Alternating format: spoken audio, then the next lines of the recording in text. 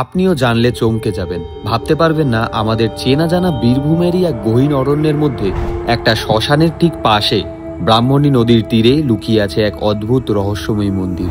আর সেখানে বিরাজ করেন মা কালীর এক এমন ভয়ঙ্করী এবং গুপ্ত রূপ যাকে সাধারণ মানুষের দেখা বা পূজা করা একদমই উচিত নয়। তিনি হলেন গুহ্যকালী, মানে গুপ্ত কালী, কালীর একেবারে উগ্র ও গোপনীয় স্বরূপ।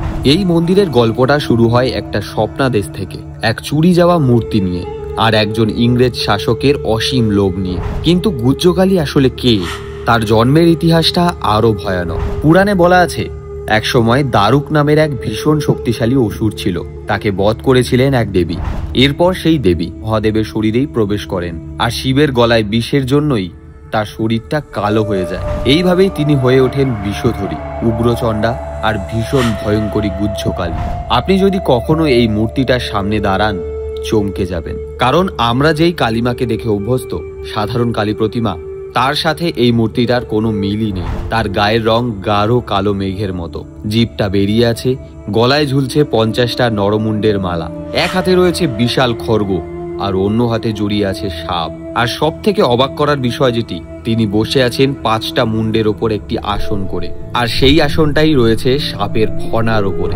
এই ভয়ঙ্কর রূপের জন্যই সাধারণ মানুষ, মানে আমরা গৃহস্থরা, কখনোই তার সরাসরি পূজা করতে পারি না। কেবলমাত্র কঠোর তান্ত্রিক সাধনা করেই কোনো সাধু সন্ন্যাসী তার ধ্যান করতে পারেন।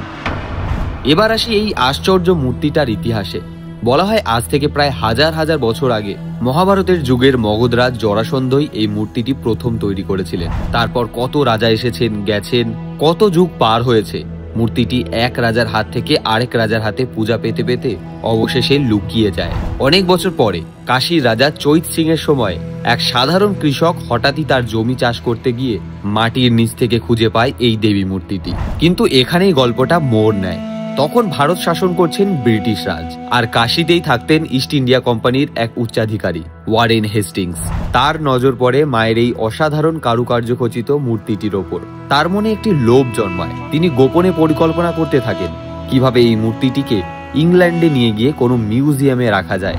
রাজা চৈত সিং এর কাছে যখন এই গুপ্ত ষড়যন্ত্রের খবর পৌঁছায়, তিনি সঙ্গে সঙ্গে এক অভিনয়পূর্ণ পন্থা নেন। তিনি মূর্তিটাকে গঙ্গার পবিত্র জলে ডুবিয়ে লুকিয়ে ফেলেন আর চারিদিকে রটিয়ে দেন। দুর্ভাগ্যবশত মূর্তিটি চুরি গিয়েছে। ওয়ারেন হেস্টিংস তার পরিকল্পনায় ব্যর্থ হন। এরই মাঝে দূরের বীরভূমে মহারাজা নন্দকুমার এক অদ্ভুত স্বপ্ন দেখেন। মা তাকে স্বপ্নে আদেশ দেন তাকে প্রতিষ্ঠা করার। নন্দকুমার তখনই কাশীর উদ্দেশ্যে রওনা দেন। সেখানে গিয়ে রাজা চৈত সিংকে তিনি তার স্বপ্নের সব কথা খুলে বলেন। এই খবর শুনে চৈত সিং এর যেন চিন্তার বোঝা নামলো। তিনি আনন্দের সাথে নৌকা করে মূর্তিটি নন্দকুমারের হাতে তুলে দিলেন। নন্দকুমার সেই মহামূল্য মূর্তি নিয়ে ফিরে এলেন বীরভূমে। দ্বারকা নদী পার হয়ে তিনি পৌঁছালেন আকালিপুর গ্রামে। ব্রাহ্মণী নদীর তীরে শ্মশানের পাশের এক নির্জন জায়গায় শত আপত্তি উপেক্ষা করে তিনি 8 কোণা ইটের মন্দির নির্মাণ শুরু করলেন। আর তখনই নেমে এলো অলৌকিক বিপর্যয়। মন্দিরের কোণাগুলো ভেঙে পড়ল বজ্রপাতে, চূড়াটি অসম্পূর্ণ রয়ে গেল। মনে হচ্ছিল যেন কোনো অদৃশ্য শক্তি বাধা দিচ্ছে এই নির্মাণ কাজে। কিন্তু গল্পটা এখানেই শেষ নয়। ওয়ারেন হেস্টিংস নন্দকুমারের জনপ্রিয়তার ঈর্ষান্বিত হয়ে উঠেছিলেন।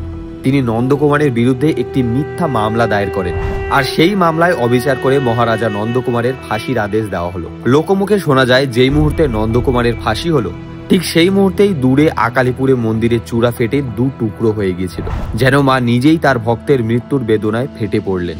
নন্দকুমারের অকাল মৃত্যুর পরে নামে অভিশাপের ছায়া। 232 বছর ধরে চূড়াহীন ধ্বংসস্তূপে পরিণত হয় এই মন্দির। স্থানীয়দের মুখে মুখে ছড়িয়ে পড়ে নানা ভয়ঙ্কর গল্প।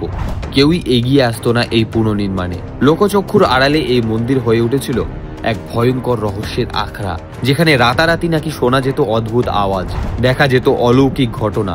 অনেকেই বলতেন এখানে আজও সক্রিয় সেই প্রাচীন তান্ত্রিক শক্তি। শেষ পর্যন্ত 2004 সালে এসে মহারাজা নন্দকুমারের বংশধর শ্রী গৌরীশঙ্কর রায়, সত্যব্রত মুখার্জির কন্যা শ্রীমতী মধুমিতা মুখার্জি এবং প্রাক্তন মন্ত্রী কীর্তন নন্দার সহায়তায় সম্পন্ন হয় এই মন্দিরের অসম্পূর্ণ চূড়ার কাজ 232 বছর পর। আজও সেই মন্দিরে বিরাজ করছেন মা গুহ্যকালী। মন্দিরের দক্ষিণ দিকে আছে পঞ্চমুণ্ডী নামের একটি সিংহাসন। সেখানে বসে সাধকরা তন্ত্র মন্ত্র চর্চা করেন। দূর দূরান্ত থেকে ভক্তরা নিজের মনস্কামনা নিয়ে মায়ের কাছে আবেদন করেন। কিন্তু এই মন্দির আর দেবীর রহস্য আজও গুপ্তই রয়ে গেছে।